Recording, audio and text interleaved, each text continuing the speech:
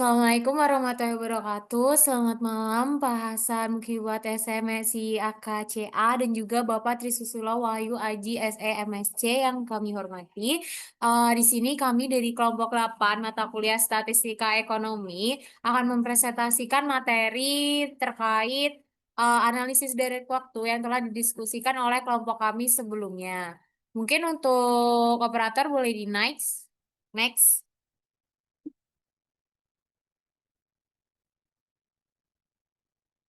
Baik, sebelumnya izinkan kami dari kelompok 8 untuk perkenalan terlebih dahulu. Saya sendiri yaitu Yolanda Aulia Putri dengan NIM 23070200057 sebagai moderator.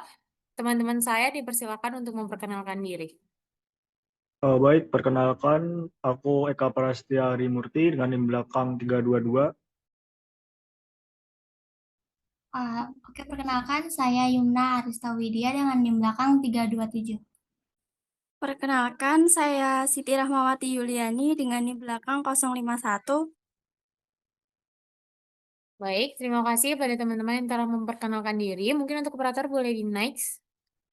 Nah, di sini kita akan memiliki 4 pokok pembahasan presentasi dari materi analisis dari waktu yang dimana poin pertama yaitu adalah analisis tren dan juga musiman, lalu poin yang kedua yaitu autokorelasi, lalu yang ketiga yaitu stationaritas, dan yang terakhir itu adalah poin pemodelan ARIMA. Mungkin untuk poin yang pertama yaitu analisis tren dan musiman, saya persilahkan kepada presenter.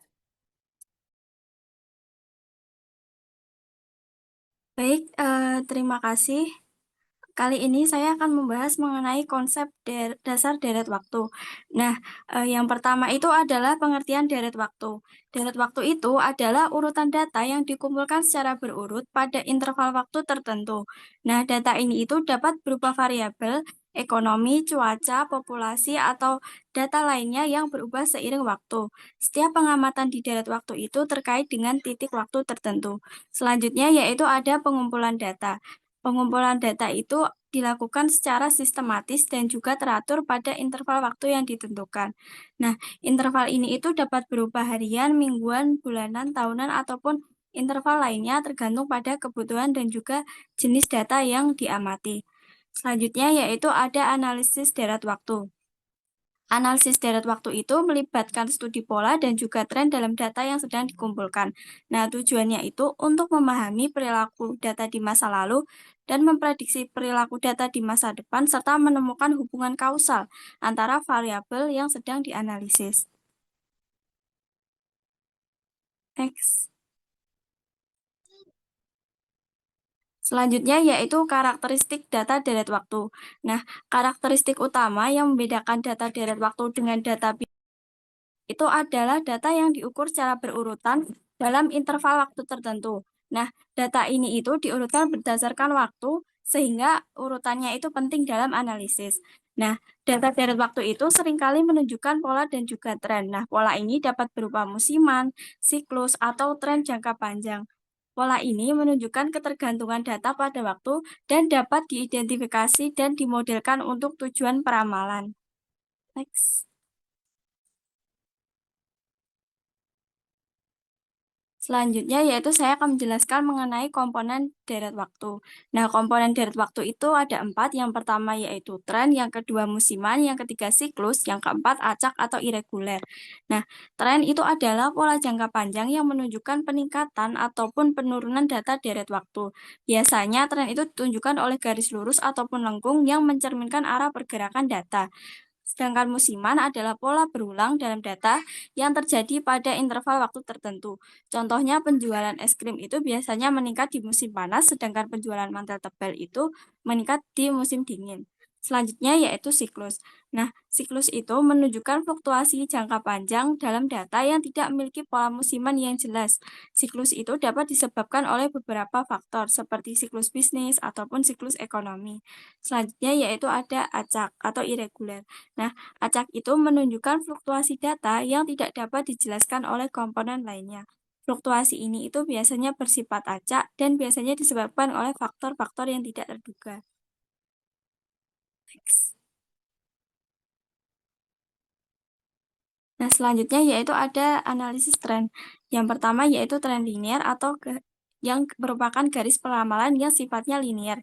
Sehingga secara matematis bentuk fungsinya itu adalah Y sama dengan A plus BX dengan Y sama dengan nilai tren periode tertentu, A nilai tren pada periode dasar, B koefisien arah garis tren, X unit periode yang dihitung dari periode dasar. Sedangkan tren nonlinear itu adalah tren yang persamaannya berpangkat lebih dari satu. Contohnya yaitu tren parabolik. Bentuk umum persamaannya itu yaitu Y sama dengan A plus BX plus CX kuadrat. Selanjutnya saya kembalikan ke moderator. Baik, terima kasih untuk penyampaian materi analisis dari waktu sebelumnya. Mungkin untuk poin yang kedua ya, kita ada terkait dengan autokorelasi yang akan dijelaskan oleh presenter selanjutnya. Saya persilakan. Oke, selanjutnya itu ke materi autokorelasi. Nah, jadi autokorelasi ini adalah korelasi antara dua nilai dalam deret waktu. Dengan kata lain, data deret waktu berkorelasi dengan dirinya sendiri. Kita membicarakan korelasi ini dengan menggunakan istilah lag. Analisis mencatat data deret waktu dengan mengukur karakteristik pada interval yang berjarak sama seperti harian, bulanan, atau tahunan. Misalnya, lag antara pengamatan saat ini dan sebelumnya adalah 1, jika mundur satu interval lagi, lag adalah 2, dan seterusnya. Nah, selanjutnya ada fungsi autokorelasi atau autocorrelation function. ACF adalah fungsi yang menunjukkan nilai koefisien korelasi untuk berbagai lag dalam deret waktu tersebut. Fungsi autokorelasi digunakan untuk mengidentifikasi keterlambatan mana yang memiliki korelasi signifikan, memahami pola dan sifat deret waktu, lalu menggunakan informasi tersebut untuk memodelkan data deret waktu. Dari SIF, autokorelasi tingkat pertama mengukur hubungan antara nilai saat ini dengan nilai sebelumnya. Autokorelasi tingkat kedua mengukur hubungan antara nilai saat ini dengan nilai 2 titik waktu sebelumnya. Nah, berikutnya ada fungsi partial autokorelasi atau PACF. Nah, fungsi autokorelasi parsial ini mirip dengan ACF, tapi fungsi ini hanya menampilkan korelasi antara dua observasi yang tidak dijelaskan oleh jeda yang lebih pendek antara observasi tersebut. Autokorelasi parsial tingkat pertama mengukur hubungan langsung antara nilai saat ini dengan nilai sebelumnya dengan menghilangkan pengaruh nilai di antara keduanya. Nah, autokorelasi parsial tingkat kedua mengukur hubungan langsung antara nilai saat ini dengan nilai 2 titik waktu sebelumnya dengan menghilangkan pengaruh nilai di antara keduanya. Nah, lalu contoh penerapan dari autokorelasi ini ada contoh dari uji autokorelasi dampak inflasi bulanan pada nilai tukar rupiah kepada nilai dolar. Data yang ada pada tingkat inflasi untuk bulan-bulan tertentu seperti data pada bulan Februari yang dipengaruhi oleh tingkat inflasi pada bulan Januari, sehingga dapat disimpulkan bahwa model tersebut memiliki masalah, yaitu masalah autokorelasi. Nah, yang selanjutnya ada contoh lain, pengeluaran rutinan pada setiap rumah tangga. Apabila sebuah keluarga memiliki pengeluaran rutin bulanan yang nilainya relatif lebih tinggi di bulan Januari, maka pengeluaran di bulan Februari pun akan lebih rendah. Nah, untuk materi selanjutnya, dipersilakan untuk presenter selanjutnya. Terima kasih. Oke, baik Yumna. Terima kasih atas penjelasan materinya. Mungkin poin yang selanjutnya yaitu terkait dengan stationaritas, yaitu akan dijelaskan oleh saya sendiri. Jadi untuk operator boleh di next. Next. Baik, di sini kita akan membahas dulu mengenai definisi stasioneritas, karena pasti dari teman-teman juga masih bingung terkait definisi dari kata yang cukup susah ini, yaitu stasioneritas. Nah, jadi stasioneritas ini dalam deret waktu itu sebenarnya adalah kondisi ketika sifat-sifat statistik dari suatu deret waktu seperti rata-rata, varians, dan covariance itu nggak berubah sepanjang waktu gitu. Artinya, deret waktu yang stasioner itu nggak menunjukkan pola seperti adanya tren, yaitu kenaikan atau penurunan sistematis, musiman, atau fluktuasi berulang pada periode tertentu, atau perubahan struktural lainnya. Mungkin boleh di next. Baik, di sini akan ada perbedaan terhadap apa ya, data yang emang itu stasionaritas dan juga enggak, dimana pada gambar di kanan itu data pertama atau awal kita bisa lihat bahwa ada tren kenaikan yang cukup signifikan gitu. Nah, inilah grafik yang menunjukkan data yang tidak stasioner. Namun setelah dilakukannya proses differencing, data data yang terlihat di grafik yang sebelah kanan itu tuh udah stasionaritas gitu loh, karena dia udah melalui proses differencing itu sendiri yang bergerak naik turun di antara nol sebagai pusatnya. Nah, untuk diferensi sendiri akan dijelaskan di slide yang selanjutnya. Boleh di next. Ah, hmm. Iya kan. Oke, di sini sebenarnya kita bakal jelasin dulu mengenai pentingnya stasionaritas itu sendiri. Yang pertama itu yaitu data stasioner itu tuh nggak memiliki tren atau musiman yang berubah-ubah, sehingga pola dalam data itu nanti akan lebih mudah diidentifikasi dan dimodelkan. Misalnya aja fluktuasi acak di sekitar rata-rata konstan itu tuh lebih mudah diprediksi dibandingkan data dengan tren naik yang tidak dapat diprediksi. Lalu yang kedua yaitu model deret waktu linear seperti ARIMA itu mengasumsikan stasionaritas untuk menghasilkan prediksi yang akurat nih. Nah, jika data itu tunggal stasioner, maka prediksi nanti tuh akan cenderung bisa menyimpang karena modelnya tuh nggak dapat menangkap perubahan struktural dalam data. Lalu untuk ARIMA sendiri itu nanti akan dibahas oleh presenter selanjutnya. Nah, yang ketiga, stasionaritas ini tuh dapat memastikan bahwa sifat statistik data atau rata-rata, varians, dan juga autocovariance-nya itu tuh tetap konstan sepanjang waktu gitu. Nah, ini tuh memungkinkan model untuk menangkap pola yang stabil dan konsisten sehingga parameter model seperti AR atau MA itu tuh memiliki makna yang dapat diinterpretasikan. Mungkin boleh di next. Oke, di sini akan ada, karena tadi udah pentingnya stasioneritas, ini akan ada jenis-jenis stasioneritas. Yang pertama yaitu stasioneritas kuat, di mana deret waktu itu dikatakan stasioneritas kuat jika distribusi probabilitas bersama dari setiap kumpulan observasi dalam deret waktunya itu identik, terlepas dari pergeseran waktu.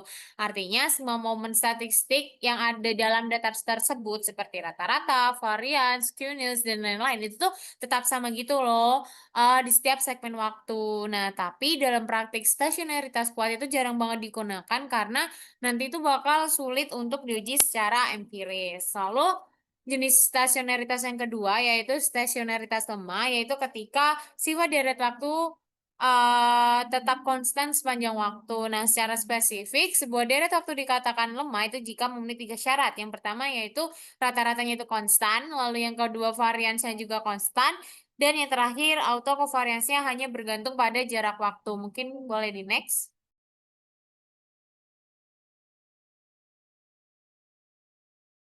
Nah, baik, di sini tadi udah saya singgung di awal mengenai proses diferensi yang mengubah data yang tidak stasionaritas menjadi stasionaritas. Di sini akan dijelaskan bahwa proses diferensi seperti yang saya jelaskan, yaitu kita dapat mengubah deret waktu non stasionaritas menjadi stasionaritas. Ini melibatkan pengurangan nilai deret waktu pada titik waktu tertentu dengan nilai deret waktu pada titik waktu sebelumnya. Mungkin boleh di next. Nah, di sini terdapat langkah-langkah dari proses differencing itu sendiri. Yang pertama yaitu ada first order differencing, yaitu caranya adalah kita menghitung dulu nih selisih antara observasi berurutan, di mana Y aksen T itu adalah nilai deret waktu pada waktu T, dan aksen T itu adalah hasil differencing. Nah, ini tuh cara ini tuh efektif banget untuk menghilangkan adanya tren linear pada data. Next.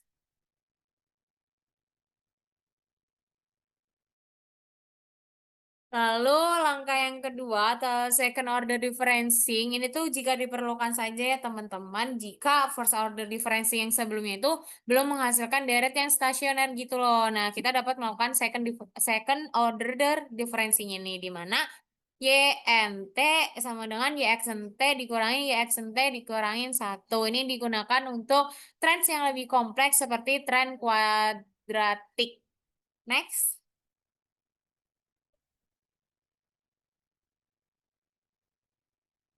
Nah, contoh dari proses difference yang udah aku jelasin sebelumnya, yang pertama misalkan ada deret waktu nih, YT kita sebut, itu tuh datanya adalah 1, 3, 6, 10, 15. Lalu kita menggunakan first order differencing dulu, di mana kita mengurangkan deret waktu yang sekarang dengan sebelumnya. Contohnya 3 dikurangin 1, 6 kurangin 3, 10 kurangin 6, 15 kurangin 10, dan akan menghasilkan data yang sudah differencing yaitu 2, 3, 4, 5. Nah, karena itu datanya belum sama ya atau belum stasionaritas, akhirnya kita melakukan second order differencing, yaitu mengurangkan kembali data yang sudah melalui first order differencing itu dengan angka sebelumnya gitu. Contohnya 3 dikurangin 2, 4 dikurangin 3, 5 dikurangin 4, sehingga dia menghasilkan data yang stasionaritas yaitu 111. Proses ini dapat berulang hingga deret waktunya tuh kayak stasioner gitu loh, yang kemudian kita dapat memodelkan data tersebut dengan metode seperti ARIMA. Next.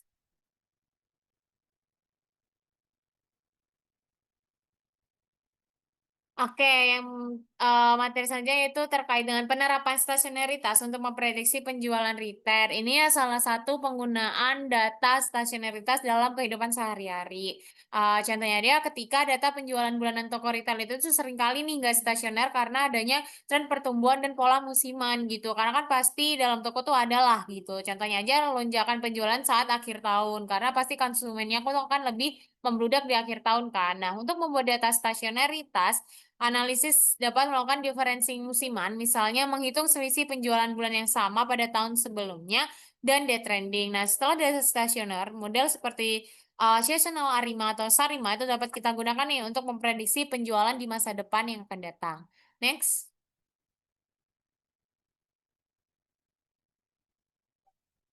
Baik, mungkin itu saja materi yang saya jelaskan. Untuk materi yang selanjutnya yaitu mengenai pemodelan ARIMA, saya serahkan kepada presenter selanjutnya. Baik, terima kasih Yolanda. Yang selanjutnya ada permodelan ARIMA. Boleh di next.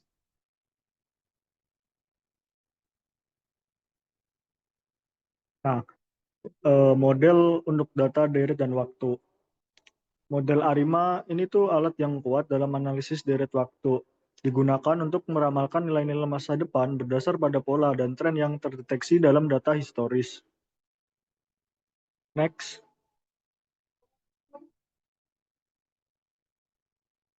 Selanjutnya ada identifikasi model ARIMA.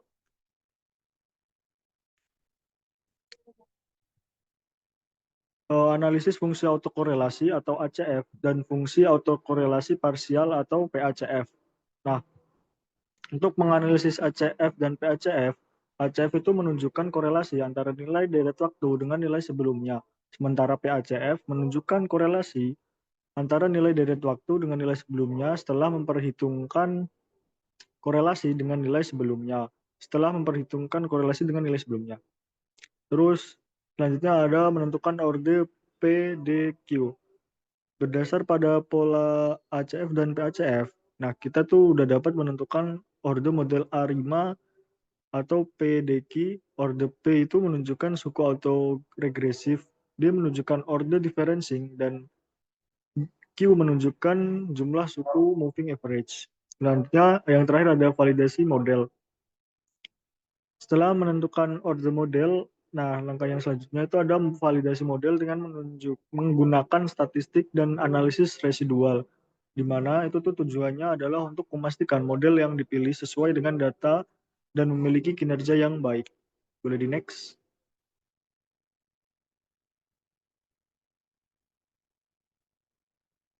Selanjutnya ada proses autoregresif. Untuk proses autoregresif atau AR ini adalah model deret waktu yang menggunakan nilai masa lalu dari variabel tersebut untuk memprediksi nilai masa depannya.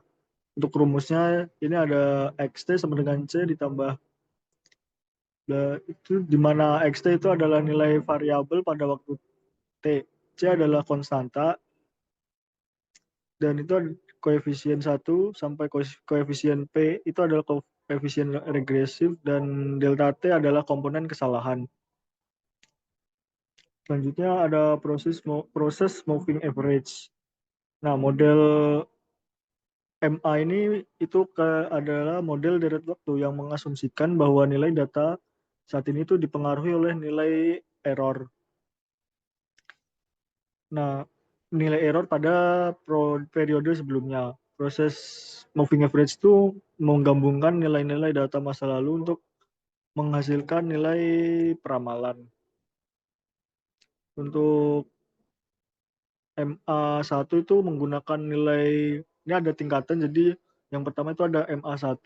Itu model MA1 itu menggunakan nilai error pada periode sebelumnya untuk meramalkan nilai saat ini. Untuk MA2 menggunakan nilai error pada dua periode sebelumnya untuk meramalkan nilai saat ini. MAQ menggunakan nilai error pada Q periode sebelumnya untuk meramalkan nilai saat ini. Nah, tingkat Q dalam model MA itu tuh menentukan jumlah periode masa lalu yang digunakan dalam peramalan. Semakin besar nilai Q, semakin banyak pula periode masa lalu yang dipertimbangkan dalam peramalan. Boleh di next.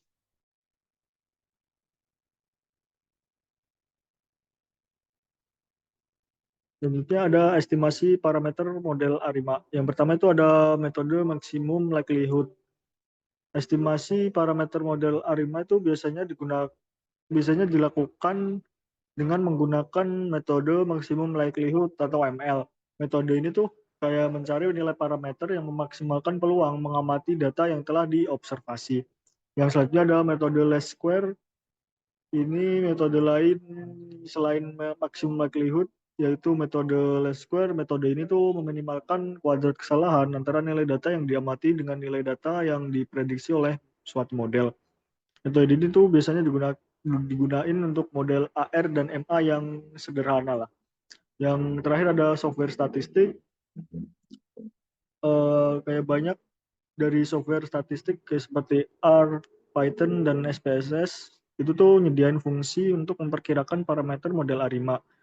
Software itu biasanya juga nyediain fungsi untuk menguji signifikansi parameter dan melakukan diagnostik residual. Next.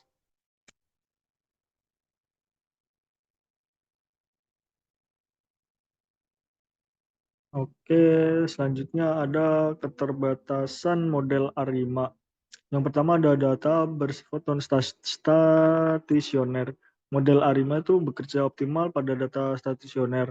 Jika data tidak stasioner, maka proses diferensi mungkin tidak dapat menjadi data sepenuhnya stasioner.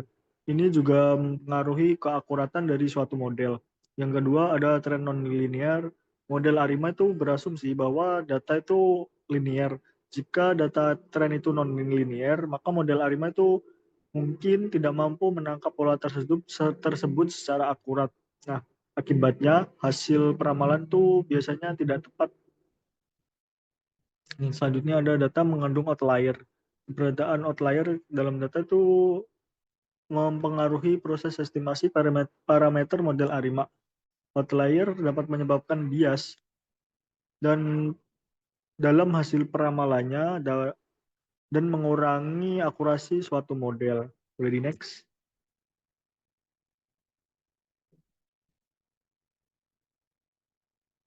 Oke, selanjutnya ada perbandingan model ARIMA dengan metode-metode lain. Yang pertama itu ada dengan membandingkan dengan metode regresi. Metode ARIMA dapat dibandingkan dengan metode regresi linear. Metode regresi itu cocok untuk data dengan hubungan linear, sedangkan ARIMA itu lebih cocok untuk data deret waktu dengan pola autokorelasi. Dan selanjutnya ada metode moving average atau MA. Metode moving average sederhana itu tidak memperhitungkan pola atau korelasi yang mungkin ada dalam data. Nah, kalau ARIMA itu lebih kompleks, tapi dapat menangkap pola dan tren yang lebih kompleks. Yang selanjutnya ada metode exponential smoothing. Metode exponential smoothing itu baik untuk peramalan jangka pendek. Nah, untuk ARIMA itu lebih tepat untuk peramalan jangka panjang dikarenakan mempertimbangkan pola autokorelasi dan komponen musiman dalam suatu data tersebut. Lebih next.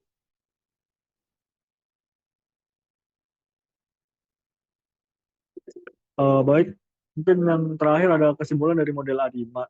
Model ARIMA itu alat yang efektif untuk menganalisis dan meramalkan deret waktu. Model ini juga mampu menangkap pola autokorelasi dan komponen tren dalam data. ARIMA dapat digunakan dalam berbagai bidang, seperti ekonomi, keuangan, dan ilmu pengetahuan. Mungkin itu penjelasan dari saya kembalikan ke moderator. Oke, terima kasih untuk Eka atas penjelasan materi sebelumnya.